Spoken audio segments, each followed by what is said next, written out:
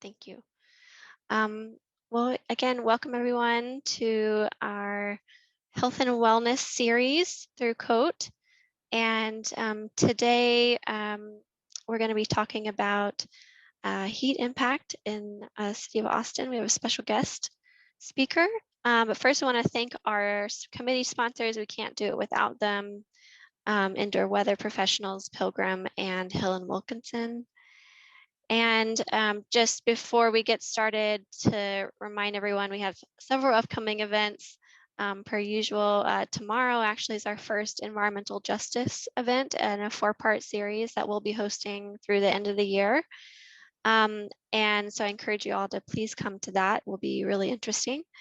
And then our 4th part of our AIAU series on resiliency and adaptation will be on June 17th. And actually, some of our members will be continuing a conversation from the Positive Energies podcast episode on the recent winter storm. So that'll be great. And then July 1st, we have a session on transportation, electrification, and Project Connect. August 5th, then the session on the zero waste plan, and these two connected to the climate equity plan.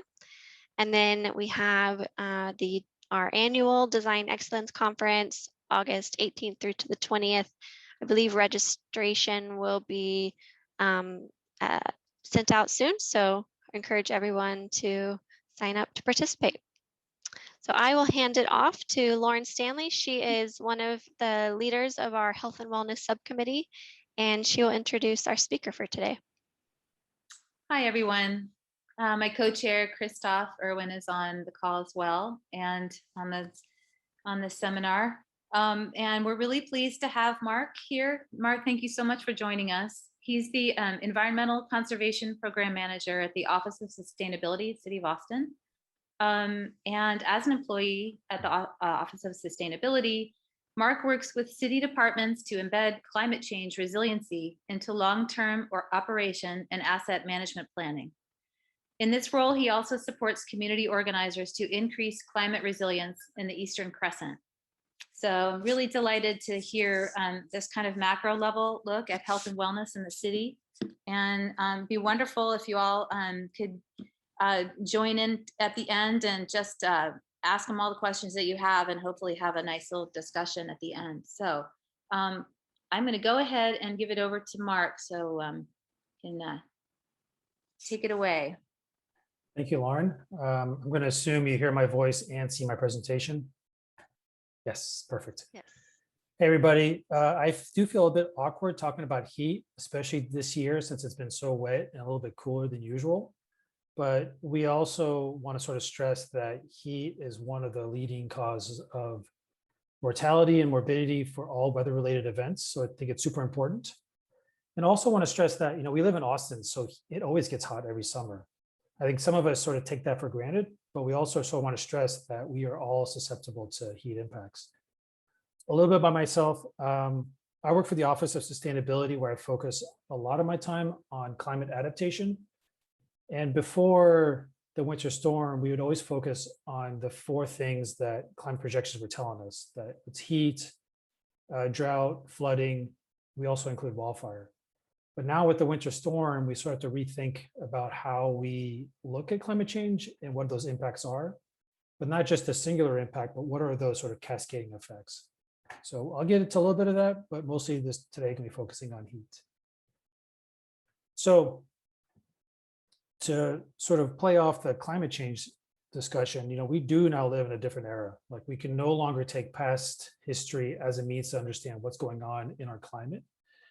And that we are seeing hotter days, we're seeing more rain, we're seeing longer droughts, we're seeing it basically a more stressed system from climate change. And as I mentioned, if you look not just globally, but also nationally, heat kills more people than all other weather-related events. And that sounds kind of surprising, but if you think about it, like, how many people die in a flood or a tornado or a hurricane? These are sort of in sometimes single digits, sometimes double digits. But heat really impacts a lot more people nationally across the whole world.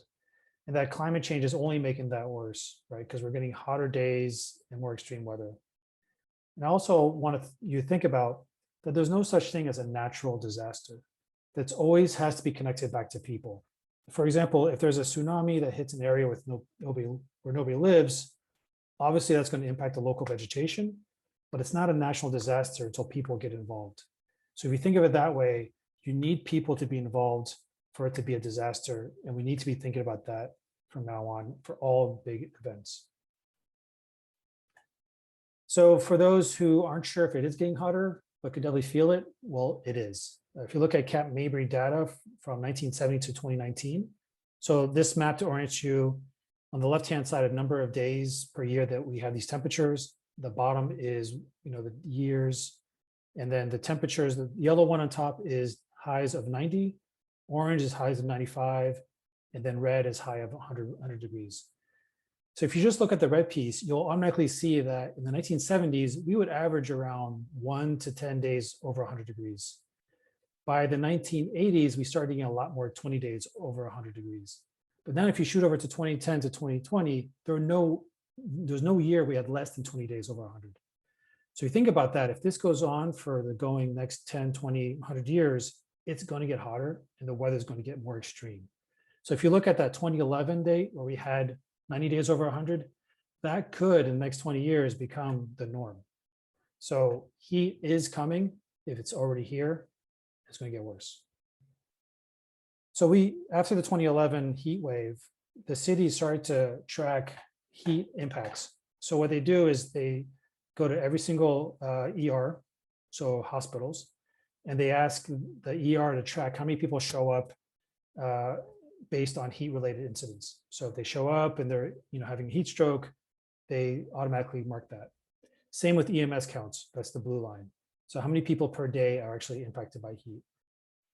And then they overlay it to the temperature. So the orange line, or the gray line is the temperature. The orange line is temperature plus humidity.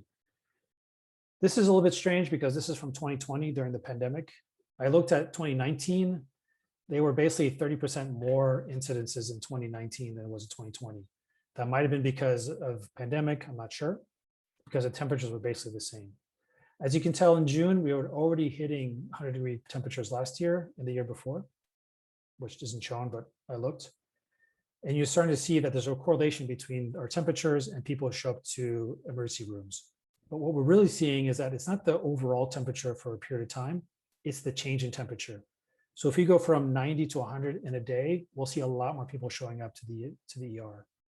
I also want to stress that typically nationally, heat surveillance is usually undercounted because by the time people show up, their temperatures of their body aren't as hot, or they show up for other health-related incidences that just aren't picked up as a heat impact. For example, kidney disease or heart attacks are sometimes triggered by heat, but they're not identified as heat at the hospitals.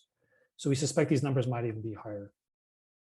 But like I said, be very careful on those days that change from 90 to 100 or 85 to 95 in a short amount of time. But we also know where you are in the city also impacts heat exposure. The map on the left, the graphic on the left shows what you typically see for heat island in profile. While heat island is the thing, I'm not a big fan of this graphic because it only basically tells you that heat only happens in downtown areas. We have to be thinking about heat sort of across the whole landscape and where you are within that landscape. So I added two pictures on the right. The one on the top is Tarrytown, and the one on the left is Runberg.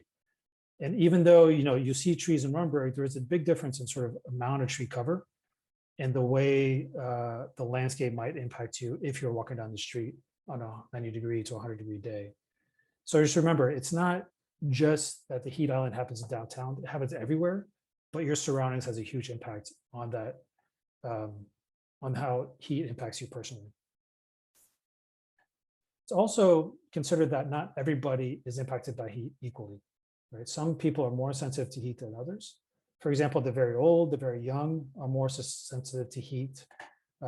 People with chronic diseases such as heart disease, lung diseases like COPD or asthma, mental health issues are also sort of exacerbated by heat. People who are have impaired mobility. So think about somebody who's older, but in a wheelchair at home who can't get out, or somebody who is in a walker. People who lack air conditioning, so lack the ability to cool their indoor spaces. People with certain medical conditions. So some people who take medicine, if their temperatures are higher, the drug reacts differently. But also there are certain drugs that need to be refrigerated. So if you have no access to refrigeration for your drugs are no longer as viable as there should be. People who are engaged in outdoor activities. So think about people working on electrical lines or working outside, and then people experiencing homelessness, which could actually culminate to all these. So it's not everybody is impacted by heat, but sensitivity varies depending on who you are and where you live. So when we start thinking about heat just within our office, or trying to understand how do we mitigate the heat impact, we have to understand that it's not just a silver bullet that, hey, if they just have air conditioning, we solve all these problems. Because heat impacts those with the least amount of resources most. If you think about it in terms of poverty, so if you're experiencing poverty, you might not be able to afford air conditioning, or you might not be able to have access to healthy foods. All those things are interrelated and can be connected back to heat. So your access to grocery stores, if you have to walk there, if you have to walk to work, if you have mental health issues, or if you're elderly, we can't just be pulling out one of these and say we solve the issue. They're all interrelated. They're all interconnected. So in order to really solve heat, we have to be thinking about solving these other issues as well. So we at the Office of Sustainability work closely with Patrick Bixler at the LBJ School at UT Austin to start to think about who is most sensitive to heat in Austin. So he did a very simple map. He looked at social vulnerability. So as I mentioned before, it's income, housing prices, language, elderly, employment, race. And then he and his team simply looked at impervious cover and tree canopy and see where do those things either overlap and are relational. And as you can see on the right-hand side, places like Runberg, St. John's, Dove Springs, Montopolis are all impacted by heat because of that relationship between poverty, age, and landscape, right? Those things always interconnect. This was really useful for us, but if we also look at all health indicators in Austin, you'll see the same maps, right? If you're looking at asthma rates, if you're looking at obesity or diabetes, they typically happen in the Eastern Crescent where people have the least amount of resources. So we want to sort of take the next step and understand what's heat like from a temperature perspective. We have access to satellite data, and these are great as a starting point. They show the whole city, how certain areas are hotter than others. Green spaces are cooler. Typically, places with more parking lots are hotter. Things that we sort of already know. But these satellites, at some degree, basically just tell us where the big parking lots are. They tell us where malls are. They tell us where airports are, and they don't really tell us what's happening at the ground level. So we applied for a grant with the help of a community organizer and the school of LBJ School and the School of Design to get these sensors and to drive around with community members. So this is Francis Acuna with Go Austin Vamos Austin. And they drove on August 7th, the hottest day of the year last year. They drove around at 6 a.m., 3 in the afternoon, and 7 at night with these sensors that tracked heat and humidity. And we picked those routes based on the previous map I showed that showed vulnerability, sensitivity, but also the routes that connected to schools, senior centers, trailer parks, low-income housing, parks in general, the things that community actually needs. We want to make sure we drove next to them so we knew what the temperature was at that level. And we got all the data back. And what it showed us was, what we already knew, but on a more granular level, that places with a lot more parking lots, a lot more hard surfaces, absorbed heat and radiated heat out and were hotter. In places that had more vegetation, were lower, or tend to be cooler. This is really interesting for us because it shows how it starts to think about how we rethink our roads, our safe routes to school programs, where do we plant trees, et cetera. But I think, data is really important, but we can't separate data from the lived experience. So that was just our first step, is to get that data. What we're doing this summer is getting the lived experience. Now, for example, we want to talk to people in those communities to see, where do they walk every day? Where did the biggest barrier from heat? Where's heat impacting them? Is it mostly outside or indoors? Does it stop them from being a productive person in their community? Like, what is that impact of heat on the ground level as a personal point? So we want to make sure that we're capturing lived experience, to make sure that when we do mitigation strategies, that they're actually making a difference, and that we can actually prove that difference, rather than just assume we know and potentially make the wrong decision. So this summer, we're going to work with Go Austin, Vamos Austin to sit down with people, like on the right-hand side, talk to them, see what's going on, see how they're impacted by heat, and see how we might turn around quickly and make something happen. But, I've been talking a lot about communities in East Austin that are sensitive to heat. I also want to make sure that I'm not portraying community members in East Austin in a negative light, because these community members are resilient. They're thriving communities who are close-knit. We need to figure out how to work with these communities to ensure that what we do is actually making a difference, and that we're not actually making things worse. So only through sort of talking to people, understanding what's going on, can we really make that difference. And in hopes that they themselves can take ownership of that. For example, one of the things we want to do is start to plant more trees in East Austin, but we don't want to just simply plant trees where we think they should go. We want the community to plant the trees. We will provide the help and have them sort of own that tree on their property and take care of it over longer terms. We also want to make sure that we're not making things worse by increasing gentrification or other negative consequences. First thing we should do, so the next 4 slides on things we should do to mitigate that heat, is sort of rethink how we communicate and educate about heat in general. We could put out as many flyers or brochures as we want, but we really need to talk to people themselves to see where those impacts are, so we can get people thinking about what they can do for themselves to make sure they're not potentially harmed. So what do we want to talk about? Extreme heat and humidity and how they're dangerous. Who do we want to talk to? Those who are the most sensitive: children, adults, people working outside, people with disabilities, more males than females. In 1996, Chicago had a really bad heat wave, where hundreds and hundreds of people died, more than would have died had they not had a heat wave.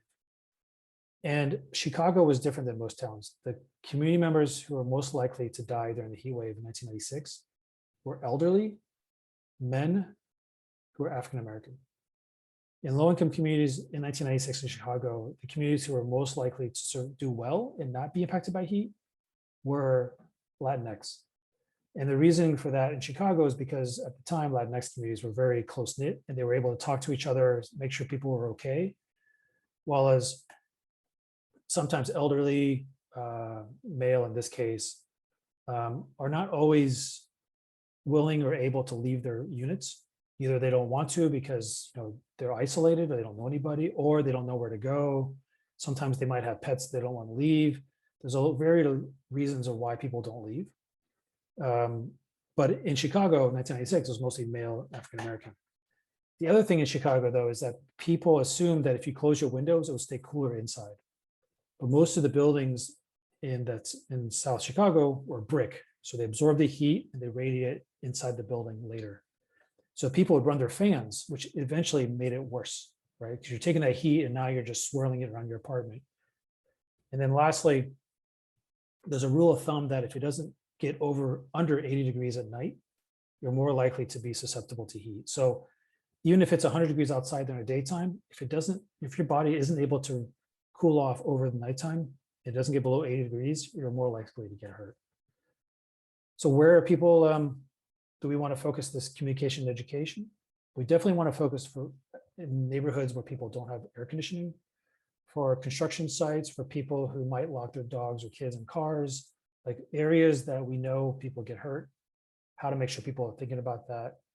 And the message is to stay hydrated, understand what heat exhaustion, heat stroke look like, what the potential causes are, to stay cool and to wear lightweight like clothes. Just basically just general rule of thumbs on how to stay safe during a heat event.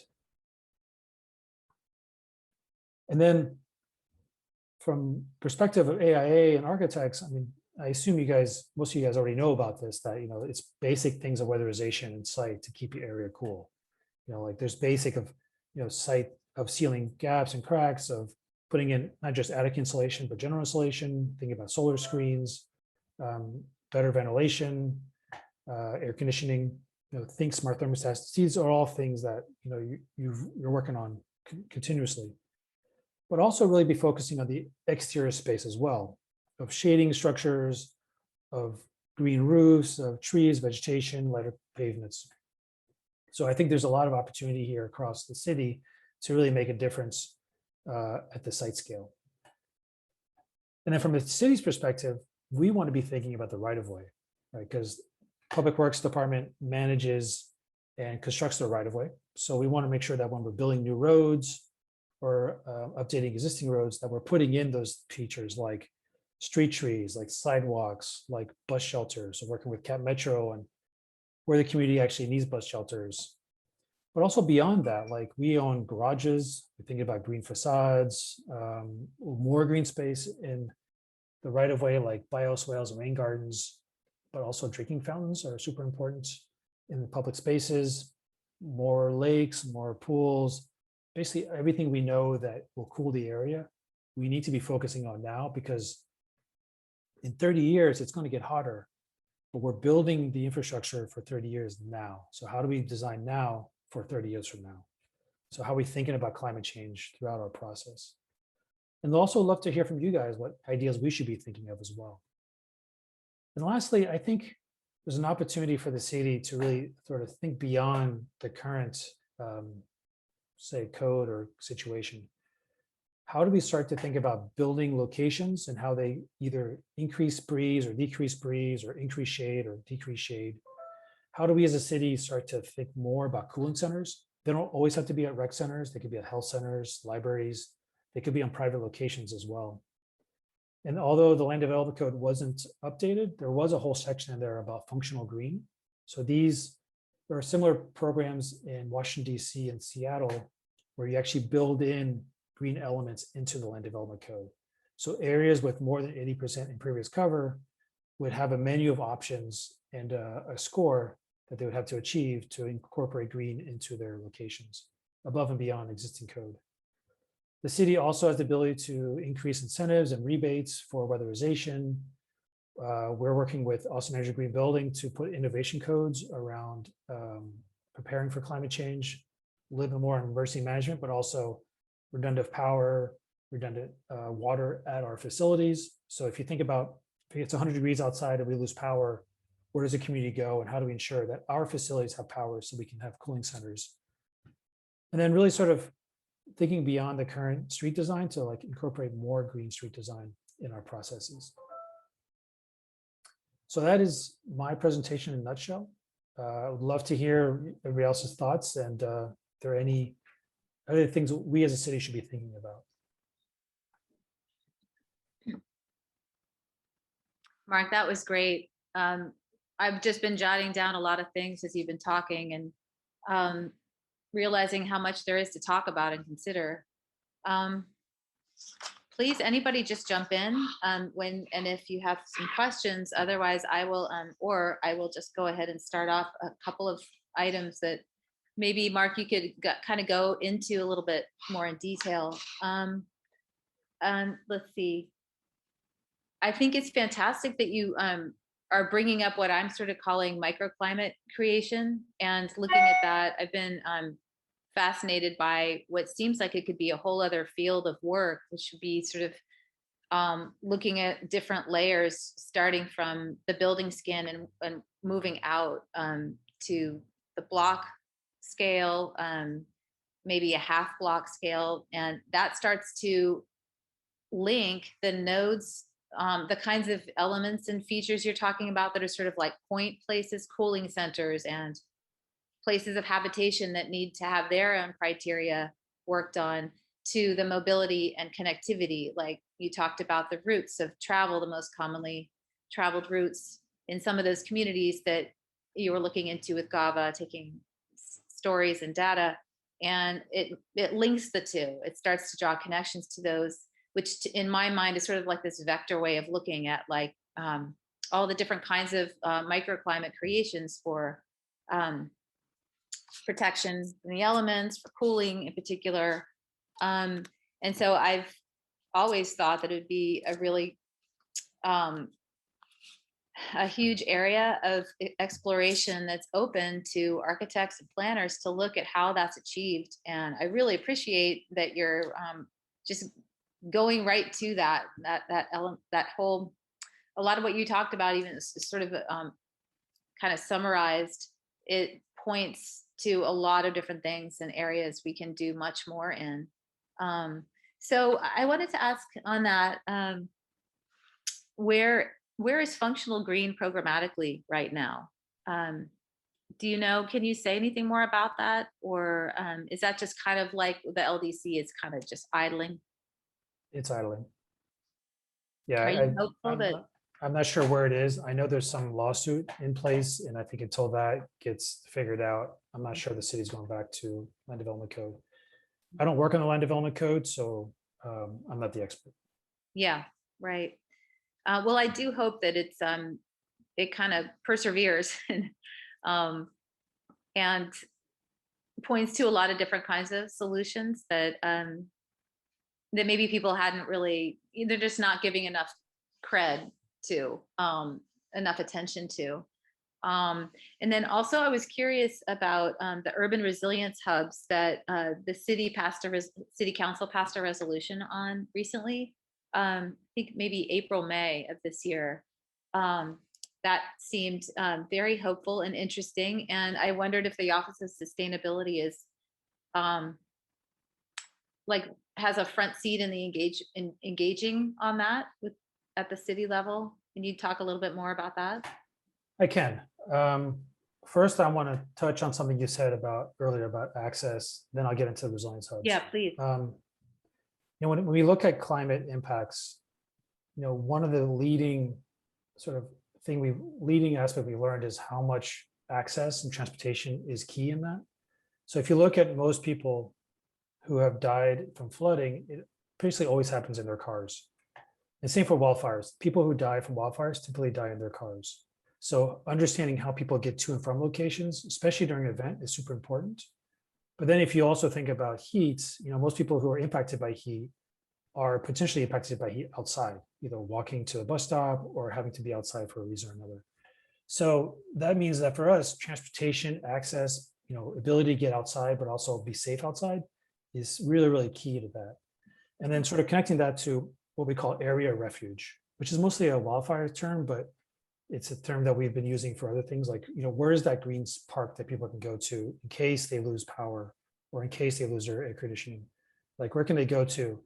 And this came up during the pandemic because, we had cooling centers, but we couldn't have everybody come inside, right? Because back then nobody was vaccinated.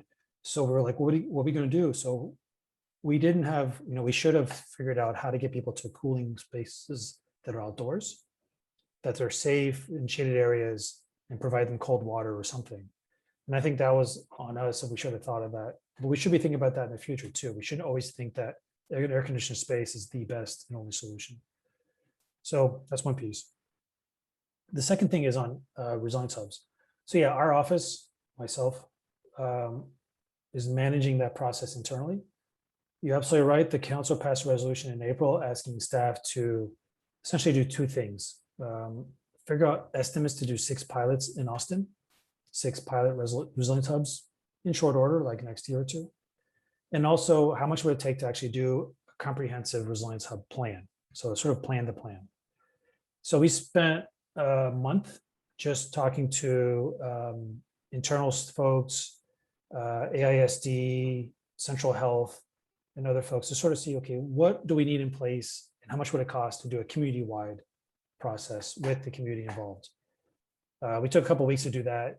The memo is drafted, and we're running it through the directors and CMO now. So that should be coming out in the next week or two. It's very high level. But I'll, give you a sense of how we're thinking about resilience hubs. We think about it through sort of three lenses. The first piece is the infrastructure itself, right? Making sure the buildings themselves are accessible to the community, for example, ADA accessible, but also have redundant power, redundant water, redundant communication. And then we really want to make sure that we're focused on the community themselves. So what does the community actually need? Which is the second piece, is working closely with the community, understanding who lives in that community, what do they need? Are there high levels of, say, diabetes? So we need to have a certain amount of drugs at one location, or do we need translation? Like, what do we need at that location to facilitate the community? But also, how do we make sure that community feels like they own it? Because what we don't want is people to show up to a facility that we haven't set up for Resilience Hub. It has to become muscle memory. So it has to be a location they trust. So one idea we're floating right now is to actually give stipend or pay community members to be block leaders to help program those spaces, but also talk to their neighbors, their family, their community, to see what they actually need, to sort of connect those two. Because one thing we've learned is that during a big event, your first responder isn't going to be EMS, it's not going to be the police department, it's not going to be the fire department, it's going to be your neighbor. So how do we ensure that the community is talking to each other before the event, so that when the event does happen, they automatically know to go to the space because they've built trust there? So that's the second piece. And the third piece is emergency management. What we saw during Winter Storm Uri. What do we need in place at that location in terms of training, in terms of food, shelf-stable food, water, so that when an event does happen, we're there ready to help people, rather than be somewhere else or just not be there at all. So we want to make sure that we have the emergency management piece in there. So it's basically those three: facility, the community, emergency management. For the 6 hubs, we tested it out at 6 locations, but we quickly learned that we can't tell people where they are, because the minute you tell people where the 6 pilots are, they tell you, no, it should be somewhere else. So we're going to have a long, hard community discussion with members active in the space that sort of tell us where those first 6 hubs should be. And then for the plan, that'll be a much larger discussion. The difficulty is that in the council resolution, it says that each facility has to be within a 15-minute walk of all city Austinites, which is really hard to do. So we haven't determined if it's going to be 20 hubs or 400 hubs. Well, the planning process will tell us that.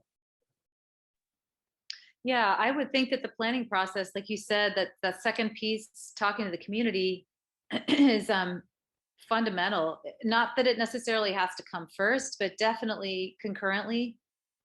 Because thinking about, I'm sure what's on everyone's mind is the freeze and what happened there.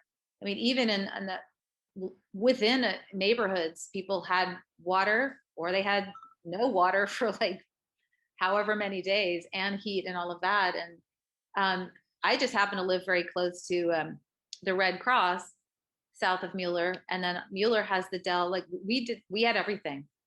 Any miss on our part was our fault. A pipe burst because we didn't cover it well enough or whatever. And the guilt was pretty high, just hearing about everything that was happening, and then trying to like melt snow, have it out on the street for other people to come get. I think that on a neighborhood scale, it seems to me it's interesting in bringing back in the LDC changes and improvements to that. Neighborhood plans were something that's quite old by now here, and it seems like that we need to take a page from that and see on that scale, the neighborhood scale, what we might learn and take with us into the future in terms of land use development, and what we might want to do. But when you say that you're going to be working closely with community, I think that is the climate, the Austin Climate Equity Plan has the paid ambassador positions. Is that right? Okay. So you're thinking that this might look something like that. You mentioned paid block leaders, but that sounds like maybe that a plan that's already in place. Whereas you might, these ambassadors, in my mind anyway, that sounds more like on the planning level, where they're going out and seeking feedback. Hey, what worked during the freeze? Did you end up doing this on your big long street because it's a big long street? That's my street. Or is it there a different kind of fabric that you are working with because of the geophysics of your neighborhood, et cetera? So Exactly. So you're right. We did do an ambassador program for the climate equity plan where we had community members sign up as vendors and we paid them to talk to their community about questions that we provided them about, greenhouse gas emissions. This program would be similar in that we have community members sign up as vendors and we would pay them, but it would be more similar to a program we helped GAVA create called the Climate Resilience Navigators. So it's a little bit like, hey, we pay you to go talk to your community members, but then we also pay you to program that space and to be more interactive. Homeland Security Emergency Management will love these people to take CERT training, which is Community Emergency Response Team training. So they have some training around what to do when an event happens, just a basic level, but also, talk to them. We'll pay you, weekly in perpetuity as long as you continue to engage on this effort. So while as the ambassador was a short term based on just the equity plan, this would be a continuous program that would go on for as long as the community needs it. Now, this is all, the 6 pilot hubs, the plan all sounds great, but it's all dependent on funding. So we'll see if it gets into the budget.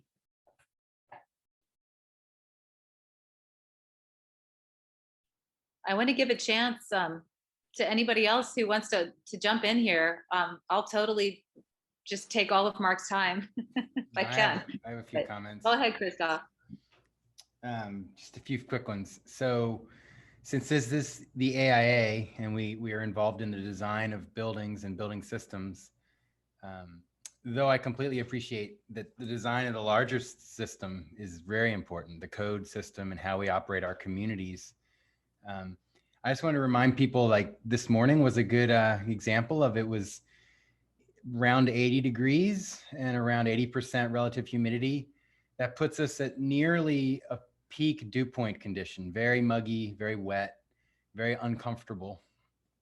Our bodies don't just regulate their temperature based on the air temperature, but based on the ability to evaporate moisture from the skin.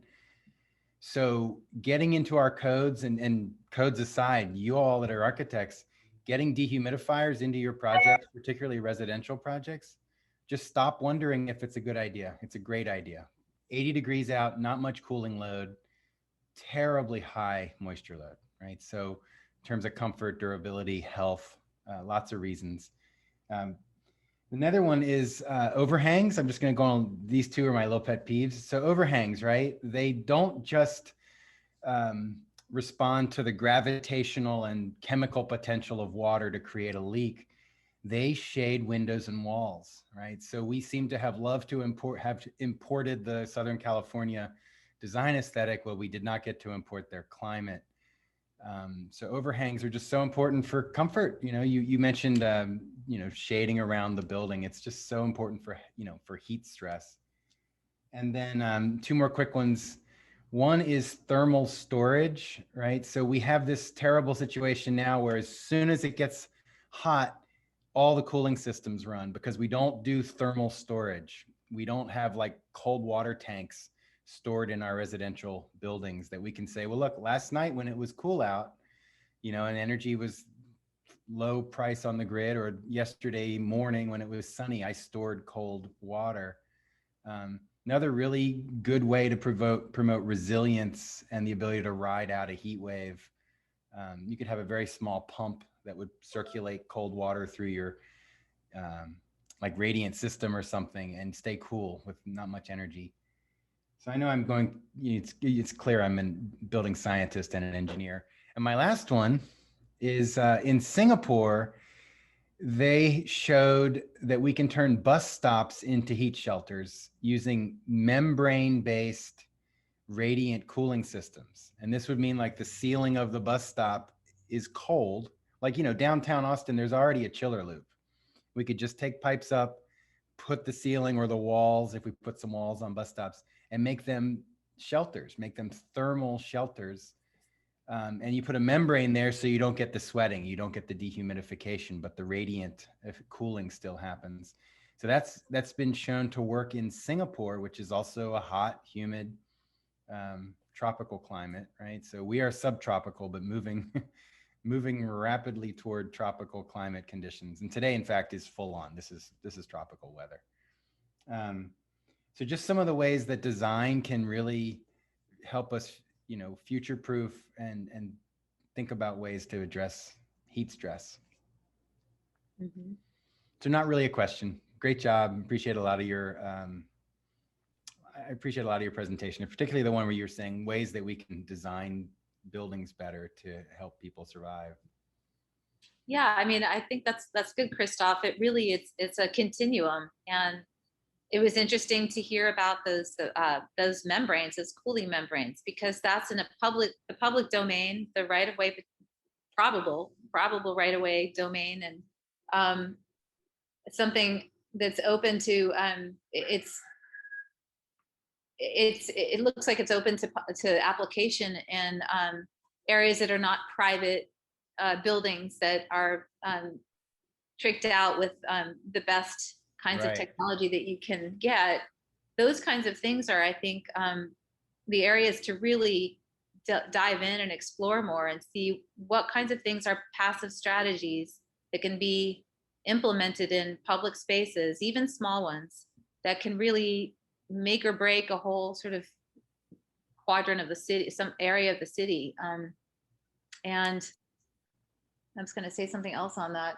Oh, just that made me think about the pandemic and lessons learned on any of that. And Mark, maybe you can speak to, from your perspective and what you observed this whole past year plus, what maybe was learned by this, whether it was like the Healthy Street Initiative and airflow. And, I was thinking about airflow, Christoph, and you're talking about like maybe you can't get into enclosed buildings, cooling centers, say, but and it's wildly humid and hot, but you've got some airflow. How is that created outside? Sort of passive strategies like that.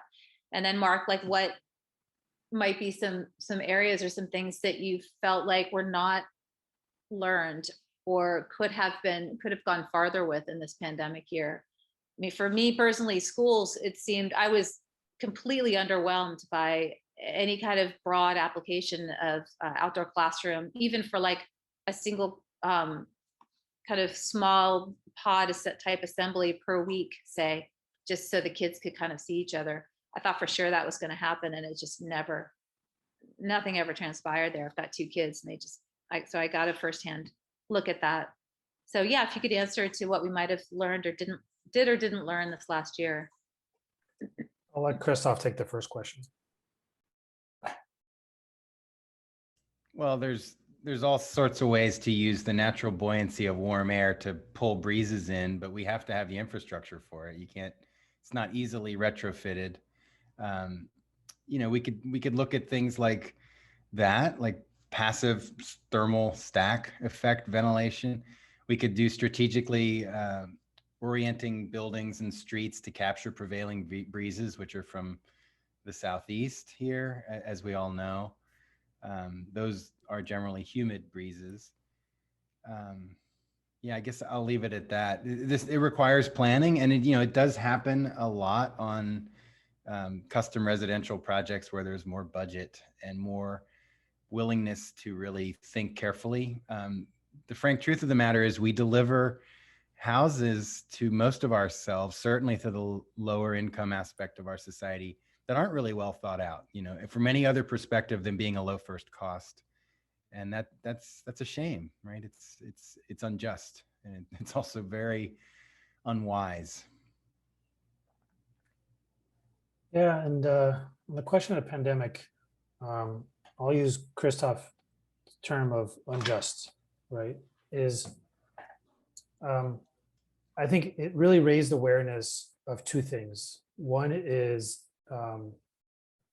a inequitable distribution of resources, but inequitable impact of the pandemic.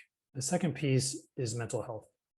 So from my perspective, when the pandemic hit, my wife and I stayed home. We had a kid. We have an 8-year-old kid. So she was no longer at AISD, and we spent more time in our backyard. My wife now has a garden. We took a walk around the street. we survived, right? It was annoying because having a kid at home is not fun sometimes, but we did okay. We also ordered our food to be delivered, but then we were the lucky ones, right? And we thrived. We were not the people who drove around the food to our houses to get delivered because we didn't want to go to the grocery store, right? They were typically people of color. We're not the ones who lost our jobs because we worked in the food industry. We're not the ones who all of a sudden struggled to put food on their table. So I think that's the first thing, is it really raised awareness of how inequitable cities are in general. And I think that's what led to sort of, this talk about policing and Black Lives Matters, because it became just sort of, you couldn't ignore it anymore. It became so much part of our discussions. So that's one piece of it. How do we, codify that? I'm not sure. I think we need to keep those conversations going internally. The second piece, though, is mental health, and I think that's something we don't talk enough about. And I think that's where green spaces could actually help a little bit. I mean, a park is not going to solve every mental health issue, but it does relieve stress in some cases. And I think that is a way we could actually help. So in terms of mental health, if you're at home and you're in a situation that's not healthy, or you don't have an outlet, how do we ensure that as a community that you do have those spaces to go to that are safe and you can be sort of express yourself? So I think there's an opportunity there to continue that discussion in the community, to make sure that we're sort of focused on mental health and that it's not just sort of a secondary thing. And then I would love to be able to codify that people don't drive as much. I mean, we got rid of one car because of the pandemic. I don't want to buy it again. So how do we codify the good things? People walking, people biking, and then people working from home when it's convenient. Yeah.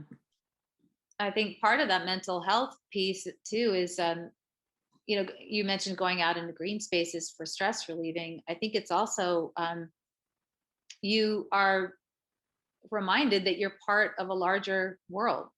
You might see some community, albeit at a distance. You feel that social, I think that social disconnection and isolation is absolutely a huge part of the mental health, not just the disruption of routine, and losing your ability to put food on the table in some cases.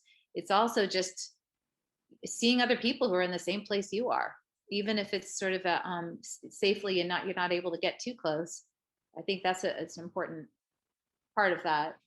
And then another thing I thought that was an interesting overlay on all of this is especially when you were talking about not divulging the locations of the 6 pilots for the resilience hubs, it reminded me of the homeless encampment, the short list or the long list of possible locations for that, and how they were kind of put out there and there was a lot of reaction. I would not at all doubt that there are things to learn from that community. I've been very curious about, I think some of us have a tendency to lump the homeless into one big bag, people who just need homes. And I don't think that that's at all necessarily true. I think there's a lot of different stories there, including some people who kind of like just different kinds of living environments, period. They don't want to be part of the system or whatever. But I just mention it because I think they are another community of sorts that could be mined for reasons for doing things, ways for doing things, perspectives, approaches, as we try to deal with yet another issue that the city has that's almost kind of crisis level situation. And it would just be really nice to just keep these conversations happening. There's so much that we touched on and covered, and so many other paths to go down. And I just want to encourage anybody here too, if there's anyone else who wants to say anything, whether chat or otherwise. I see a couple of comments here. First, I'll ask if anybody has anything else that they'd like to add, and then maybe just chat. I don't know if it's a pretty small group here. You probably are reading this chat. Orientation, Bill is talking about that, important for ventilation. Yeah, that's a whole other big area, a whole afternoon of talking there. And another place where, again, you could kind of zoom out from the building level to just outside the cluster of buildings, that kind of level. Looks like Kaylee added a link there. That looks interesting. Yeah, prisons are a big issue. We started to go down a path a couple of years ago of potentially reaching out to local prisons, but also now senior centers to make sure that they have adequate cooling when needed. Prisons, I don't think do. I don't think they have air conditioning. So you imagine, remember that chart that showed like everything is getting hotter? Like prisons are gonna be less and less able to make sure their population doesn't get impacted. And then senior centers as well. I mean, hopefully the pandemic is waning and that we can go back and work with community members in the senior centers, but ensuring that those have backup power or backup refrigeration, because if it's a hot day and they lose power, then there's a potential issue. I would think ventilation is just absolutely fundamental in those situations. If you have limited air conditioning, you've got to get it just blowing up and out of there minimally, seems like. Yeah. Yeah, the exposure to indoor air quality and pollutants, we are huge sources of VOCs and particle emissions. So take a bunch of people and cook them in a hot space, the air quality goes terrible very quickly. So yeah, not only ventilation in terms of thermal effect, but ventilation in terms of everyone still needs to breathe. Yeah, in our office, we tend to connect air quality with heat on everything. There's a correlation there for PM 2.5, but allergens, I mean, you name it, there's a connection there. Yeah, and chemistry, but it's also like, socioeconomic issues, other issues, they're always interrelated. If you have to be outside and you have allergies, everybody knows who has allergies, it's not fun. So, ensuring that we're thinking about that. If we have a long drought, then your particle matter is going to be increasing.